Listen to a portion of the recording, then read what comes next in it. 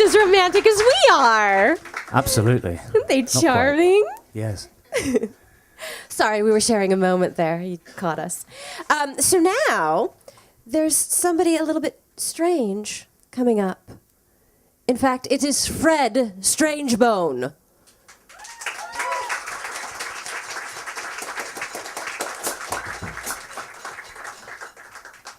Oh.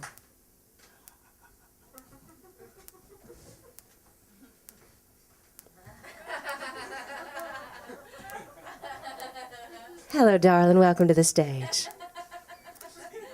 I'm almost as afraid of him as he is of me. Would you like the microphone? There you are, darling. Enjoy your set.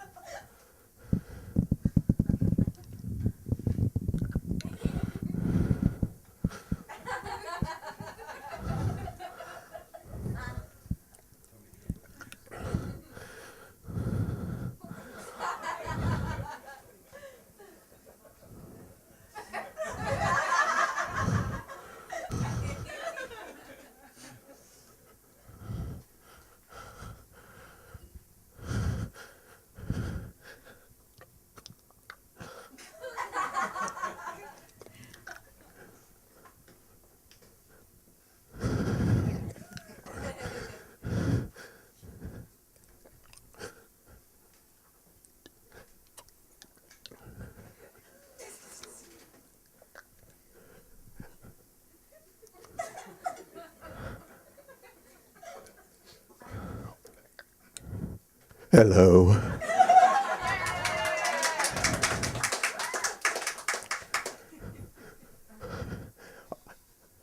I've come here tonight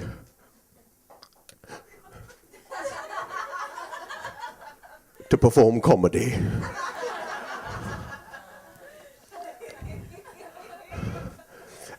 And to give you an insight into my private life. To show you my special collection, and time permitting, to commit suicide.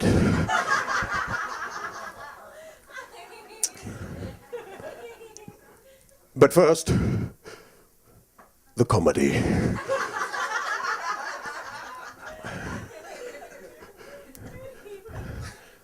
Knock, knock. Hold on.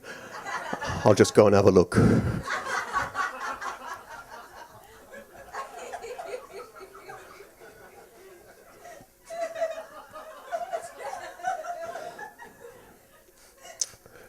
It's the kids from down the road.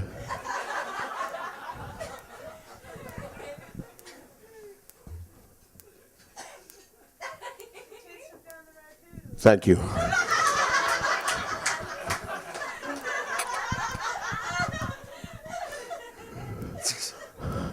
I don't know. They've got their hoods up. They appear to be redecorating my front door. It's all right. I like brown. They seem to have run out of paint, though. They're having to make do with dog muck.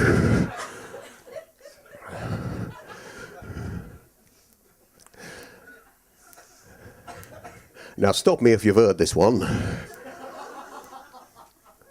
My dog's got no nose on account of an experiment No, it's not that joke, mate. My dog's got no nose on account of an experiment I carried out upon the animal. However, while it no longer has a nose, it does have a fully functioning moustache.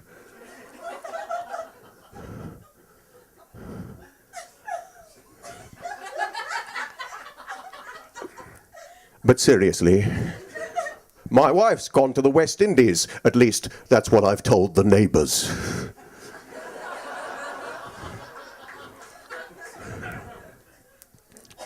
Thank you. That was the comedy. And now I'd like to give you an insight into my private life. I've recently been fired from my job. Yes. Thank you. I was drinking outside a Parisian cafe, and I made some remark which someone caught on their mobile phone. I couldn't understand it. I just said to the person on the next table that I didn't like the juice.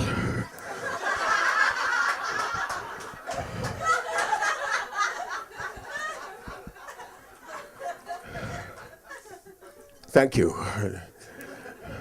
That was the topical comedy moment.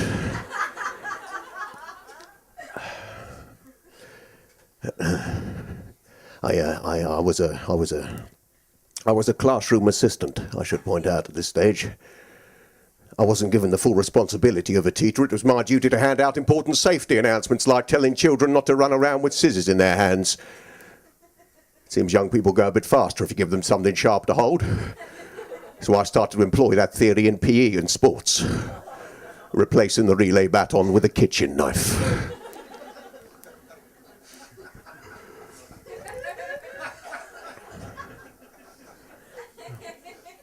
I didn't do very well at school myself. In fact, I managed to get to university. I studied sexual perversions, but I wasn't very good. I barely managed to pass bestiality and advanced necrophilia.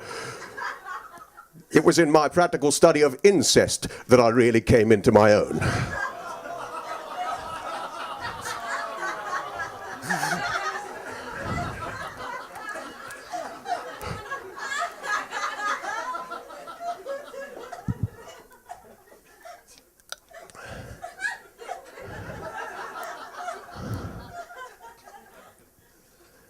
I've had a terrible cough recently.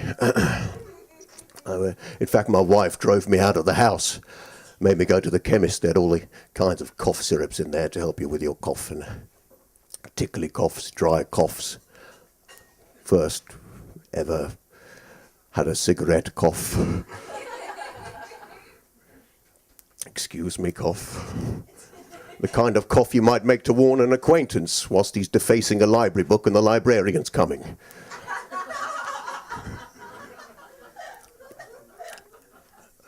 Yeah, they're quite specific. I opted for a bottle that said spluttery, and I took it up to pay for it, and then I was faced with a choice. One where you take it to a member of staff who worked at the chemist, and another one where you go to the checkout, and it's staffed not by a human being, but by a machine.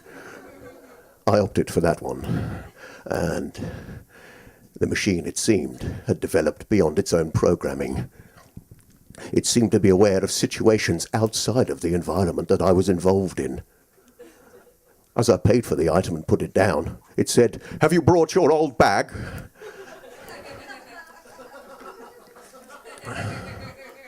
I said, "No, she's at home watching Countdown."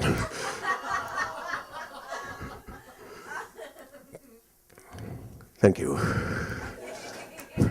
That was the new material,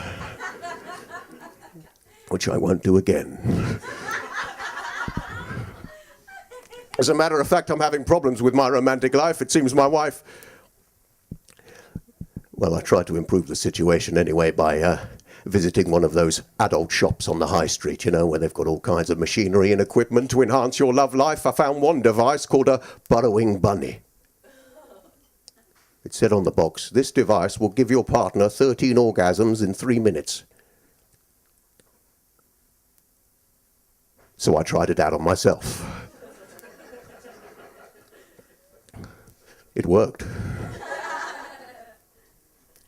So I took it up to the counter and paid for it.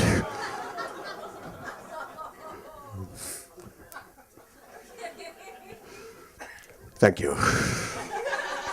That was the insight into my private life, and now my special collection.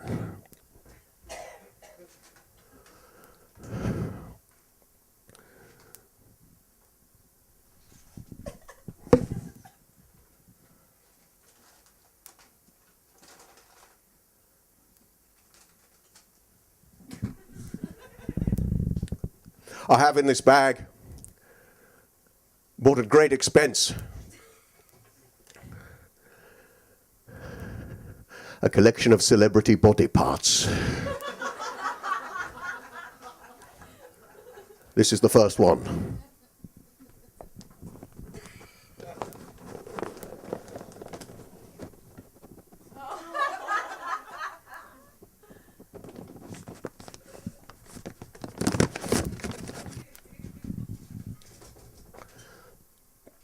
Hitler's other testicle.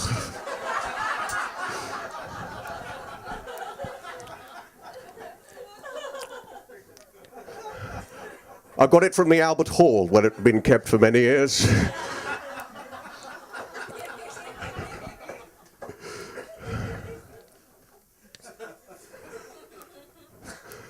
On closer inspection, I can see that it's not a testicle at all. It is in fact an onion with a string in it.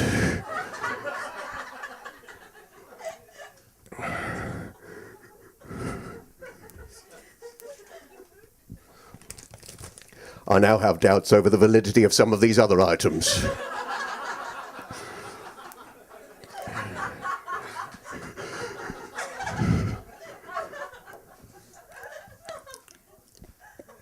What I thought was Vincent van Gogh's ear is probably a dried apricot, in fact.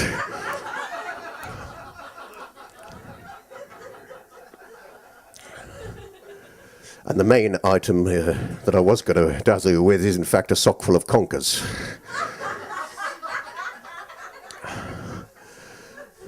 And not Heather Mills's foot.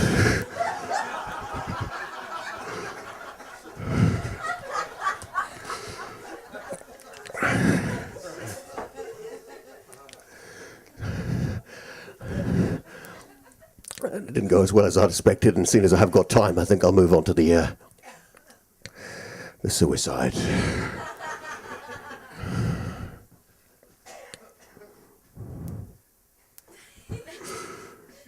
Directions: open cap, pour down throat, crawl into a corner and die.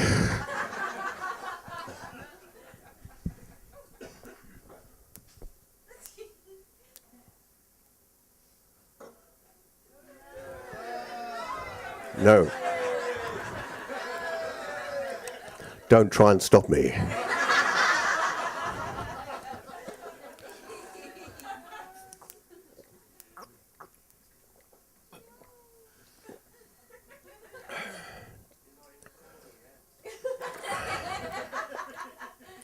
Wait 5 minutes before going into the corner.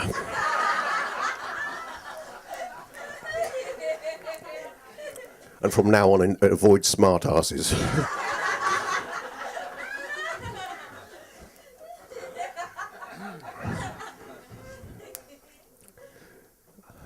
Possible side effects.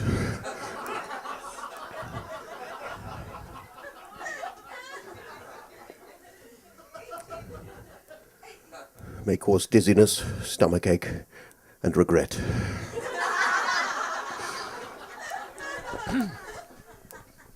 I don't think it's worked at all, in fact. I'm going to take it back to the shop. Corner. May also cause shortening of sentences. It's not really real poison, you know. It's merely a bottle of cough syrup that I bought from the chemist earlier on. The real poison here is, in fact, in this one here.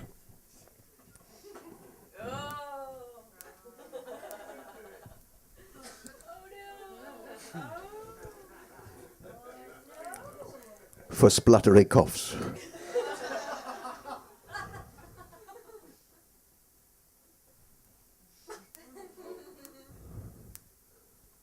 Shit. I'll go and find a corner now. Take care on your way home. There's a lot of weirdos out there. Thank you.